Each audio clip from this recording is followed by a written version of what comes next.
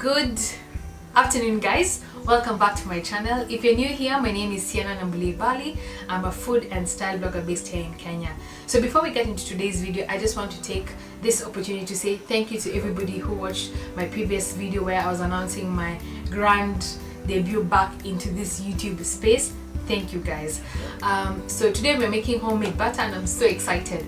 I remember like in 2017, 2018, the price of butter had just skyrocketed. I remember going to a supermarket and I was like, what just happened? Like, when we don't have cows in Kenya, you know, like, how can the price just overnight triple or double or whatever?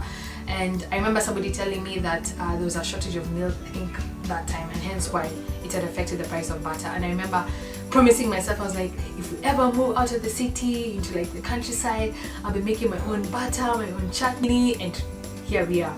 So as I mentioned in my previous video, my hubby and I moved out of Nairobi a year and a half ago into the countryside, and there was no better time for us to get into those promises that we made ourselves. So today we are making homemade butter. So the only thing you need is an electric mixer, because I can guarantee you guys, you can't mix like this with your hand unless you're trained or something.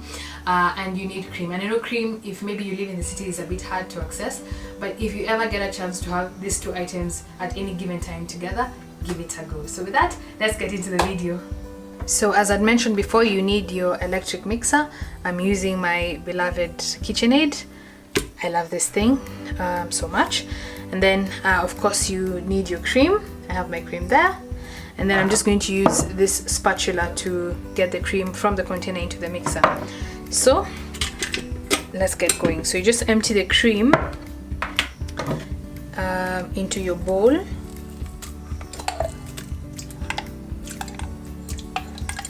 And then now you get cracking with the mixing.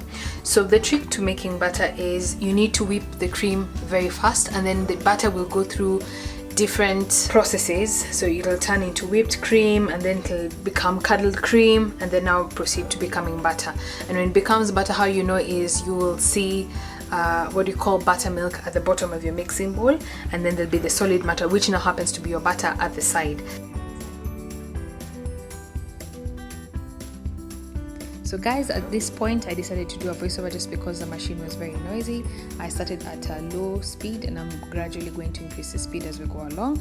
So we normally get our milk in the evening immediately the cows have been milked, and we proceed to boil the milk just to pasteurize it and kill any bacteria that might be found in the milk. And then from there we leave the pan just to cool, and we don't put a lid on it. And this is very key just to ensure that your cream forms perfectly. So as you can see, the texture of the cream has changed from milky, now it's forming small peaks, and this is actually whipped cream. So this is how people make whipped cream. So we're going to continue increasing the speed slowly as we continue to see how the cream is changing in texture. There you go. Now it's become similar to what you call clotted cream, and as you notice, the color has also changed. Now it's moved from a milky white to a vibrant yellow. So you keep on whipping it until now the texture again changes. I tried to zoom in just to see if you guys could see better, but I guess the camera can't focus because the machine is moving. So slowly you're going to see the milk forming on the sides of your bowl. There we go. You can see slowly there's liquid on the side. And I'm going to stop at this point just so that I can be able to just add the cream that it has settled on the side of the bowl.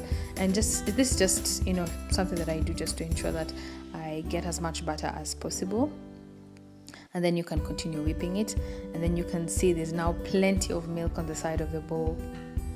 So keep whipping it, and then from there what you're going to do is you are going to stop the machine, and then what you can see that is on the spatula at the moment, or rather what I'm trying to scrape out from the spatula, is the butter. And now the process we're going to move to is to separate the buttermilk, which you can see at the bottom, from the butter. And the way I do this is just to simply use my spatula to just, you know, push the butter to the side of the bowl, and you just keep on pressing and you keep on pushing it, just because what we are trying to achieve is a separation of the liquid from the milk. And as as you keep going along, if you remove as much buttermilk as you can, it's going to help your butter have a longer shelf life. So this part is very key. Another thing that I forgot to mention earlier is the quality of your cream may be determined by the type of cow you have. So we have Jersey cows here at the farm, and they have one of the highest content of fat in their milk, and this just means that our cream is richer than, for example, if you had a Frisian cow. So this is something that you guys have to keep in mind when you're trying to make butter. So you keep on just pressing it to the side, and from there you're going to separate the butter from the buttermilk, and then from there you can choose to season your butter with salt or herbs as you please. So guys, I hope you enjoyed making homemade butter with me. Wasn't it easy? So if you choose to try it out, please tag me on Instagram. My handle is sienna.barley. So this is how our end product looks like. Very yummy and ready to be consumed. I also have the buttermilk, as I mentioned, and of course both of them should be stored in the fridge. And I'm going to be using this to make a chocolate cake recipe, which I should be sharing either next week or the week after. So if you guys want to check it out, please let me know. Leave your comments down in the description box below. Please subscribe to my channel and turn the notifications on so that you're notified anytime I post a video, so that you don't miss it out. So with that, I just want to say thank you. Have a nice weekend. Stay safe. Stay at home if you can. And I'll see you on the next one. Bye.